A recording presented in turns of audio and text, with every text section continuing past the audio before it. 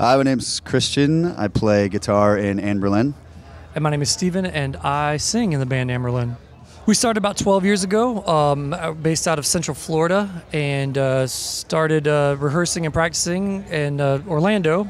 And then from there, got our first contract with Seattle-based Tooth and Nail Records. We were on them for 3 records, and then jumped up to Universal Republic, and we were on them for 3 records, and been touring nonstop across the world. You know, just having the time of our lives, and 2014 will be our last year. So we, this October, November, will be our final tour as a band.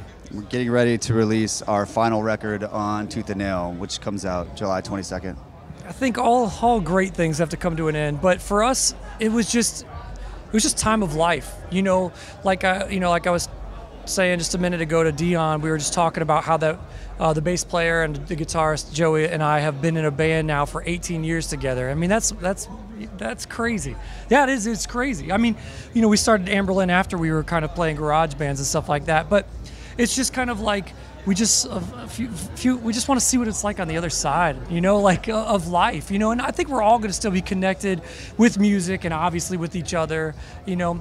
But we wanted to end on our terms. We didn't want it to be this bitter, I hate you, let's break up, you know. Just we didn't want that, you know. We just wanted it to be on our terms.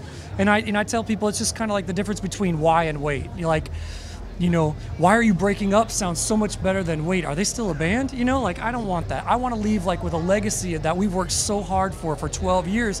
Why not just leave out on top instead of like in a van, you know, curmudgeoned and hating all these new bands suck? And I just don't want to be that. I don't, you know, I went and saw a band that was huge in the 90s in Nashville. Massive, millions and millions and millions of records. And there was me and 35 other people, and I was like, no, I'm not. This is not how it's going to end. I don't want it, because I mean that just ruins all the legacy, all the hard work that you had just poured into it for years. So why not leave out when people are asking, wait, why are you breaking up? You know, I'd much rather that. I was in a band called Acceptance. We did a few weeks on Warped Tour, like in 2005, I want to say. So this is my 4th Warped Tour, but Anberlin's 3rd Warped Tour. Amberlin's just a jealous girlfriend, you know, every time we talk about his ex. They got nothing to be jealous about, honestly. It's a little sensitive. It's a lot heavier. There's a lot heavier bands. I mean, I personally have been going to Warped Tour since it started. I went to the first one in like '95.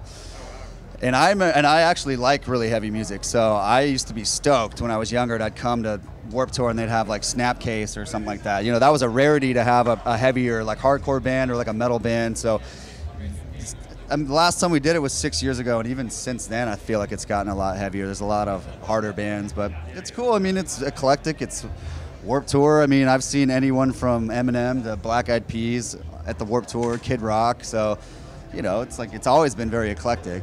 Christian or Joey are the primary songwriters, and what they'll do is kind of individually create a song, craft a song, you know, verse, chorus, you know, bridge kind of thing.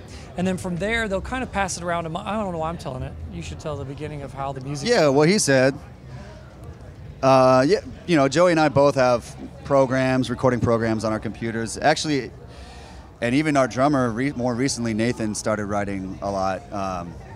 Yeah, just usually a song kind of takes shape. We'll, like you said, verse, chorus, bridge, whatever, or a full song, and we just kind of send it around, write a lot of demos, send them to Steven. Steven kind of writes to what's inspiring to him and sends that around, and then usually we'll have a pretty big batch of songs and kind of just pick a record from there. You know, you kind of get an idea of what songs are like really gelling together, like, and would make a more a cohesive record. So, but sometimes we'll have the most demos. Like, yeah, one record we probably had like 60, absolutely over 60, like finished songs. So yeah. You know, once you start getting into the studio and you play them for the producer, it's almost as if everybody's on the same page. You're like, oh yeah, no, never mind. This one sounded really good a week ago, but boy, no. I mean, now that we put them together, you know, it just everybody just feels it. There's never been a record where we've all been polarized. You know, it's all been like basically, for like give or take 2 or 3 songs, we've all been on the same page. You know, it's just a general consensus.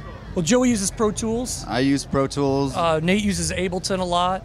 I use GarageBand and Pro Tools. I don't use a lot of Pro Tools. They're much more competent at it. But GarageBand for me is just so easy, just because as a vocalist, all I got to do is drag in their file and then just sing. I mean, it's just 2 steps. You know, I don't want to buy $2,000, $3,000 worth of equipment just for the same exact thing. So then if it's a demo we really want to like hype up and show the label or something like that, then I can transfer my files, you know, into a Pro Tools session, and then, you know, Joey will kind of feed it all together, or Christian, you know, to where it sounds like it's all on the same Pro Tools unit, you know.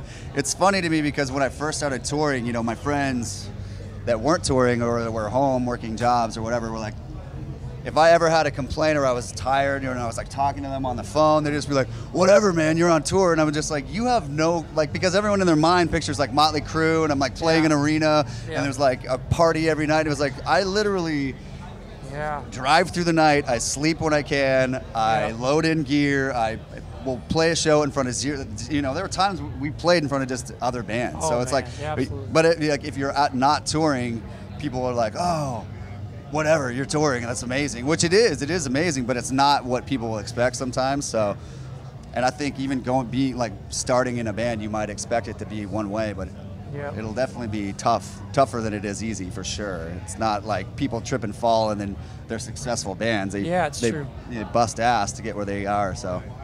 Yeah.